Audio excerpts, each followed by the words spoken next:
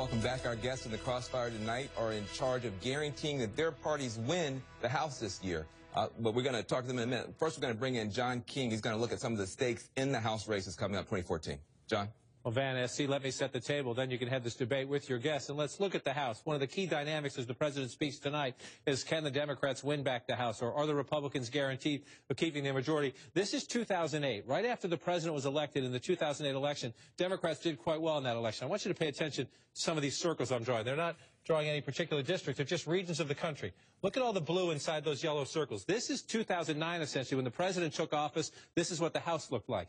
But look what happened in the midterm of 2010. Look at all that red. That's right after the president's election. That was the Republican victory in 2010, which turned so many districts to the red and gave the Republicans the majority. So let's blank that out and come back to where we stand tonight. As we head into the election season, the midterm season, and the president gives this State of the Union, the Republicans obviously in the majority, 234 seats. Democrats in the minority now, 201. Remember, after the government shut down, Democrats were optimistic. The tide was turning, and perhaps Nancy Pelosi could win the Speaker's gavel back. Well, most of that optimism is dissipated. People now view this as a traditional non-presidential party, meaning a Republican year in the midterm. So let's look at 2014. What we've done here, most House seats, most House districts are pretty safe. So we've assigned those seats to their parties. The 50 most competitive districts you see on the map, the blue ones are Democratic districts, the red ones are Republican districts. Of those 50 seats, if you take them out and just assign the others, John Boehner needs only 8 of these 50. Look at this. Look how easy it would be of those 50 seats. Just winning 8 of those 50, and John Boehner keeps the Speaker's gavel. Republicans obviously think they'll do much better than that. Here's why the hill is so steep for the Democrats and Nancy Pelosi.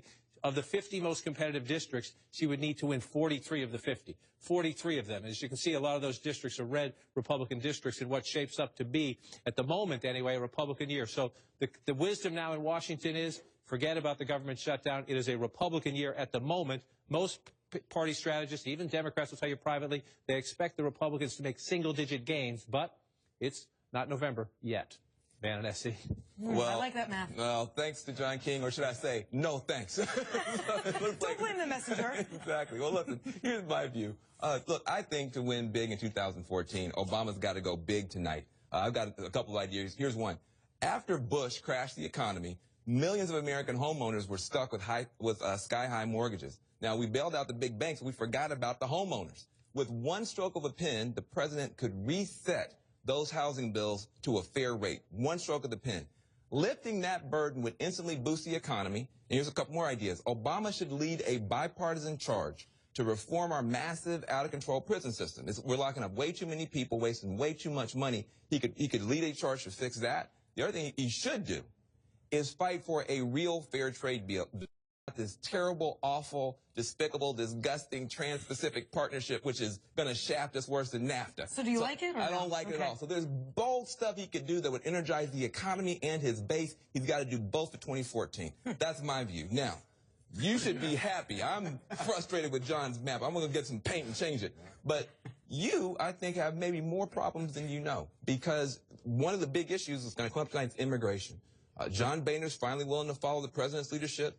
Boehner's willing to follow Reed's leadership. He wants to give undocumented immigrants a legal pathway to stay here. How is that going to play with your party and your base? Isn't immigration going to sink you guys? No, I don't think so at all, because it's a federal problem that needs a federal solution. And Speaker Boehner has said for a long time, we will move at the appropriate time, bill by bill, issue by issue, transparent, accountable. The public will actually have a chance to read the bill. It won't be some big bill like came over from the Senate. But let me give you the tough question here. I think people at home want to understand this. The big backbreaker is, can the millions of people who are here, who are working hard every day, get legal status to stay? Most Americans say yes. Your base says no. How are you going to deal with that? Isn't that going to sink you guys? Come on, be honest about that. I'm always honest about these things, man. Come on now. Look, first thing you have to do is not repeat the mistakes of the Simpson-Mazzoli bill back in '86. They never got control of the border. You never had security at the border. And as a result, we had all these people coming in. The second thing, you never fixed the visa system. Up to 40% of the people who are here undocumented overstayed their visas. That's why the Prime Minister of Ireland was raising the issue with the Speaker and the President when he was here in March. So you think we got to fix those? You think your base will support this? If it's done right, absolutely. Well, let me take this opportunity, just in case viewers missed it, to welcome Congressman Greg Walden and Congressman Steve Israel. And Congressman Israel, my question's for you. For Democrats running in 2014, I imagine they will be watching tonight wondering what agenda items they will have to own and disown as they run in the campaign trail. And we already know that vulnerable Democrats in red states are not too keen on running alongside Obama on every agenda item. Are you coaching your Democratic candidates in those red states to stand with the president on every issue? We're coaching them to be problem solvers. Okay. We're coaching them to talk about solutions.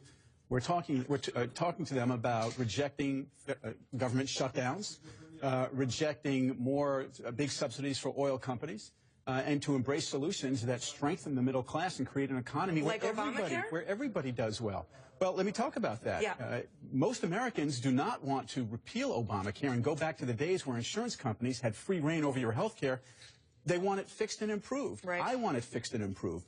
I do not want it repealed, and most Americans do not want it repealed. Well, but Congressman, it's one thing when Kay Hagan in North Carolina doesn't show up for an event with the president. It's another thing when Mary Burke, who I think most people have never heard of, running for governor in Wisconsin, decides she's too busy to show up for an event with the president when surely she could benefit from some of that attention. It is true. What's that about? It is true that the president's numbers aren't where he would want them to be. But House Republican numbers are a fraction of that. They're at 13% job approval. If I wanted to run for re-election and my pollster told me that I was at 13% job approval, I'd probably find something else to do with my time. Okay, fair enough. Fair enough. Well, listen, let's talk about another issue that I don't think we talk about enough. The last election, 1 million more people voted for Democrats than voted for Republicans nationwide. 1 million more. It seems, though, that you guys are comfortable with that, and you've created this whole strategy of keeping this kind of gerrymandered grip on the House. Don't you think that the politics that you have to now put forward to hold on to the House hurts you in the national election on issues like immigration, et cetera? Look, I think what Americans want is Washington to work. I think they want a more efficient government that doesn't money. I think they want to see a private sector economy that grows. I think they want things like the Keystone Pipeline. The president, he's going to use his pen, get it out and sign the Keystone Pipeline and put 20,000 people to work in our trade unions building that pipeline. You don't want jobs? Hey, come on, man. 20,000 jobs. First of all, as you know, those numbers are quite inflated. It's actually 4,000, only 35 so you think jobs. 4,000 jobs isn't enough. I can give you 40,000 jobs without risking America's waterways on We need oil good spills. paying jobs. I And get that's the issue on Obamacare. I got a question. Well, let me finish. If Obamacare's the issue and the president's the issue, I hope my colleague here will have his candidates do what the chairman of the Democratic National Party said, and that is they all ought to run on Obamacare. That's right. How's that working? I don't want to go back to the old system either. It was broken. We never had the opportunity to offer a single amendment. Well, that's the false argument. It's either go back to the beginning or go with Obamacare. You've had an opportunity for 5 years to offer an alternative, but you have not. Yesterday, the Republicans did offer an alternative, by the way. The Senate Republicans offered an alternative, and National Journal's headline was, "You pay more." Exactly. Do you support that? Yeah. So what I don't support is the lie of the year that said if you like your insurance, you can keep it. And you know the what's American public was misled, and that's why the Democrats in these districts are going to lose, and they are running from Obamacare. The biggest outside PAC that Steve gets help from, Majority PAC, tried to run an ad saying that Ann Kirkpatrick blew the whistle on Obamacare. They had to take it. I mean, she didn't blow the whistle. You know what's so interesting about this whole Obamacare discussion is that now that you've got Republican senators coming forward, their fixes for Obamacare are worse. Theirs is, if you have the health care plan, we can tax it. They're actually going to tax health care plans that have never been taxed before. Obamacare does that. No, they've never taxed There's a tax on premiums. Not on employers. And worse than that, they're going to say, and worse than that, hold on, and worse than that, they're going to say that women have to go back to being what do you call it, a pre-existing. That women can be charged more. So your fixes for Obamacare are actually worse than Obamacare. What are you going to do about that? First of all, it's not my fix. That's the Senate plan. We're both in the House. We're waiting for your fix. We're waiting for your fix. You know, and we're waiting for your vision on how you grow a middle class. We're waiting for your vision on jobs. You know, America used to be about big and bold. Eisenhower, federal interstate highway system. The Man on the Moon program. Now the Republican prescription for our economy, a pipeline. No. Well, It is much bigger than People overwhelmingly don't support these big government solutions. They don't trust Obama on the economy. They don't trust Democrats. Infrastructure to create jobs. Sorry, it's not us. It's the American people. They're not with you. You're saying that Republicans are against infrastructure jobs? Enough. I want to thank We gotta our guests, Steve Israel and Greg Walden. It's going to be a great night on the left.